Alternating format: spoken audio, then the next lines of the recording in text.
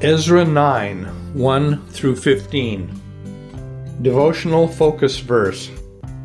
And after all that has come upon us for our evil deeds, and for our great trespass, seeing that Thou, our God, hast punished us less than our iniquities deserve, and hast given us such deliverance as this, should we again break Thy commandments, and join in affinity with the people of these abominations? Wouldest not Thou be angry with us till Thou hadst consumed us, so that there should be no remnant nor escaping? Ezra 9, 13 through 14. It is a sad and frightening matter to turn away from God and reject the commandments He has given. A man in our Portland congregation testifies of how he went back on his commitment to the Lord, and yet God reached out to him in mercy. As a child growing up, I had a loving and caring mother, but God did not have a proper place in our home. Meanwhile, my grandmother was faithful to take every opportunity to teach me about the Lord. She prayed for me and also gave me some Christian literature. When I was in my late teens, my job included working at night and often by myself. I would read what she had given me, and the Lord began to deal with my heart. One night, as I was reading that literature and considering what it said, I just looked up and with a very simple prayer asked the Lord to make me right with Him. God's Spirit came down in a powerful way, and I knew I was forgiven of my sins. After that, I began attending church services. When I would pray at the altars afterward, many times the Lord met me. I went along for years like that. By then, I had married the woman I loved, and we had 3 little boys. Yet, as time went on, I slowly began to take my old life back, just a little at a time, until I compromised to the point where I didn't feel like I was doing the Lord any favors by calling myself a Christian. Then I made the decision to turn and go away from the good life the Lord had given me. I could have turned to the Lord at that time for help, and He would have straightened it all out, but instead I went away for over 10 years. I don't think there was one day that passed that I didn't think about the Lord and truly wished that I was saved. But the further I went, the more impossible getting back to God seemed to become. The sins built up and wove their way around me.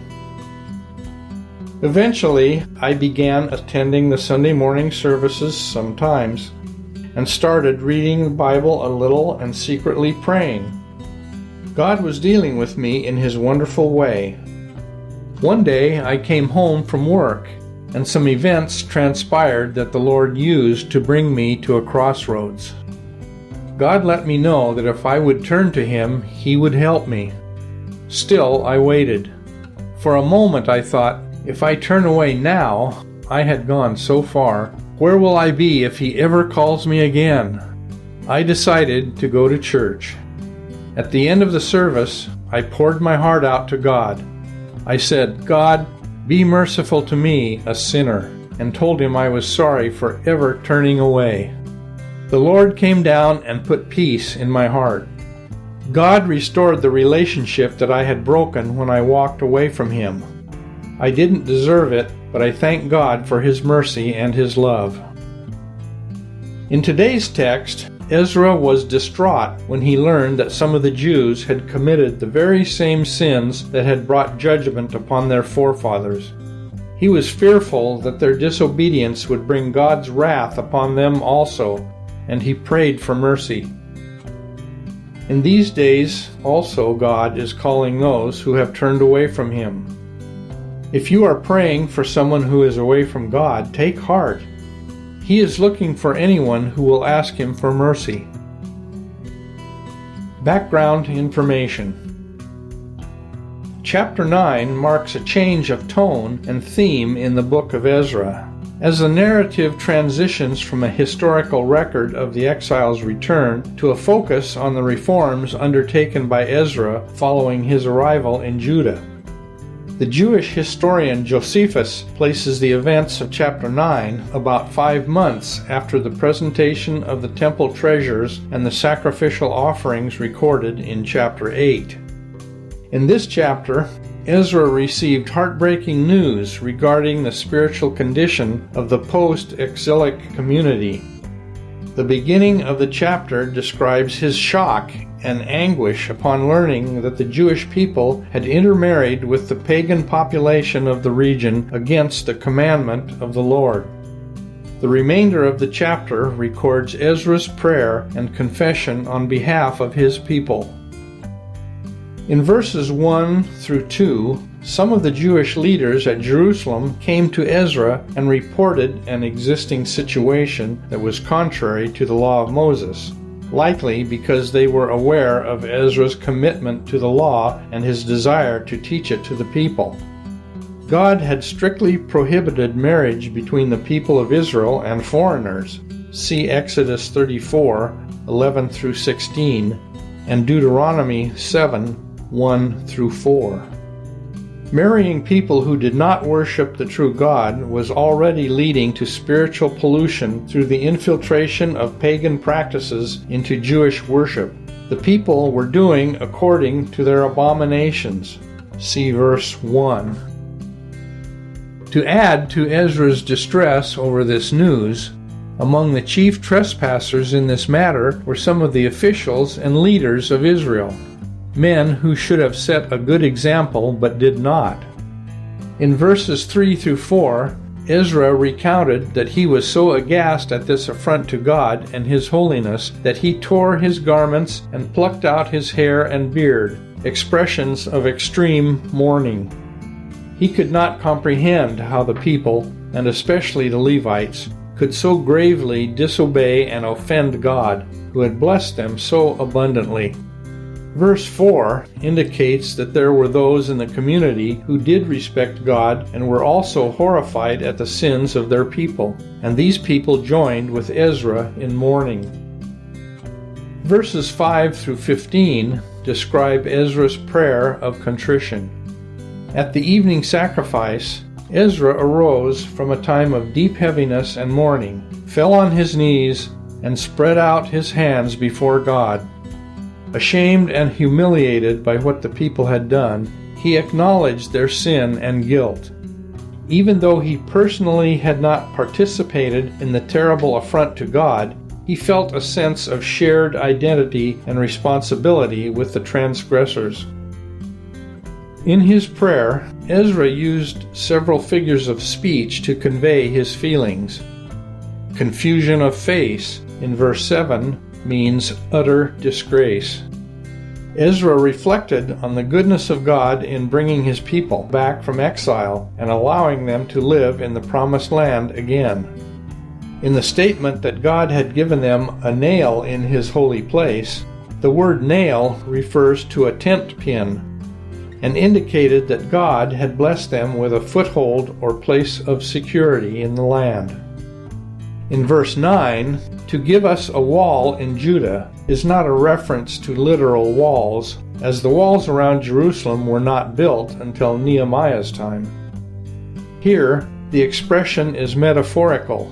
The picture of a fenced enclosure or fortified town was intended to portray the concept of protection.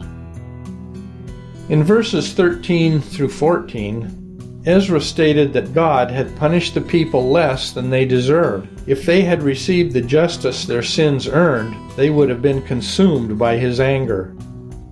In the concluding verse of this chapter, Ezra did not offer an excuse or reason for the people's wrongdoing.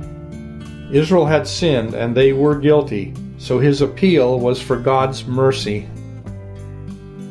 Conclusion.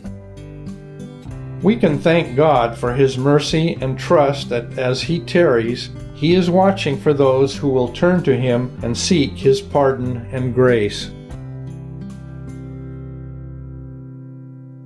Ezra, chapter 9. Now when these things were done, the princes came to me, saying, The people of Israel, and the priests, and the Levites, have not separated themselves from the people of the lands, doing according to their abominations, even of the Canaanites, the Hittites, the Perizzites, the Jebusites, the Ammonites, the Moabites, the Egyptians, and the Amorites. For they have taken of their daughters for themselves, and for their sons, so that the holy seed have mingled themselves with the people of those lands, yea, the hand of the princes and rulers hath been chief in this trespass. And when I heard this thing, I rent my garment and my mantle, and plucked off the hair of my head and of my beard, and sat down astonied. Then were assembled unto me every one that trembled at the words of the God of Israel, because of the transgression of those that had been carried away, and I sat astonied until the evening sacrifice. And at the evening sacrifice I arose up from my heaviness, and having rent my garment and my mantle, I fell upon my knees, and spread out my hands unto the Lord my God. And said, O my God, I am ashamed and blush to lift up my face to thee, my God, for our iniquities are increased over our head, and our trespass is grown up unto the heavens. Since the days of our fathers have we been in a great trespass unto this day, and for our iniquities have we, our kings, and our priests, been delivered into the hand of the kings of the lands, to the sword, to captivity, and to a spoil, and to confusion of face, as it is this day. And now for a little space grace hath been showed from the Lord our God, to leave us a remnant to escape, and to give us a nail in his holy place, that our God may lighten our eyes, and give us a little reviving in our bondage. For we were bondmen, yet our God hath not forsaken us in our bondage, but hath extended mercy unto us in the sight of the kings of Persia, to give us a reviving, to set up the house of our God, and to repair the desolations thereof, and to give us a wall in Judah and in Jerusalem. And now, O our God, what shall we say after this? For we have forsaken thy commandments, which thou hast commanded by thy servants the prophets, saying, The land, unto which ye go to possess it, is an unclean land with the filthiness of the people of the lands, with their abominations, which have filled it from one end to another with their uncleanness. Now therefore give not your daughters unto their sons, neither take their daughters unto your sons, nor seek their peace or their wealth forever, that ye may be strong, and eat the good of the land, and leave it for an inheritance to your children forever. And after all that is come upon us for our evil deeds, and for our great trespass, seeing that thou our God hast punished us less than our iniquities deserve, and hast given us such deliverance as this, should we again break thy commandments, and join in affinity with the people of these abominations? Wouldest not thou be angry with us till thou hadst consumed us, so that there should be no remnant nor escaping? O Lord God of Israel, thou art righteous, for we remain yet escaped, as it is this day. Behold, we are before thee in our trespasses, for we cannot stand before thee because of this.